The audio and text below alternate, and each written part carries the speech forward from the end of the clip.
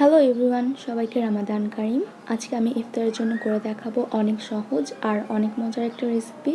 সেটা হচ্ছে Brazilian lemonade অথবা ব্রাজিলিয়ান লেবুর শরবত। আর এর জন্য আমি এখানে 1 কাপ লেবু খোসাসহ এভাবে কিউব করে কেটে নিয়েছি। আপনারা ভাবতে পারেন এটা দিলে হয়তো বা তিতা লাগতে পারে, না, এটা একদমই তিতা লাগবে না। আর দিয়ে দিচ্ছি 2 কাপ পানি, ঠান্ডা পানি দিচ্ছি কারণ আমি এখানে কোনো বরফ ইউজ করব না, তবে আপনারা চাইলে বরফ ইউজ করতে পারেন। আর এখানে দিয়ে দিচ্ছে 1/3 কাপ পরিমাণ কনডেন্সড মিল্ক। এগুলোকে এখন আমি ব্লেন্ড করে নিব। ব্লেন্ড হয়ে গিয়েছে, এখন আমি একটা ছাঁকনি দিয়ে এটাকে ছেঁকে নিচ্ছি।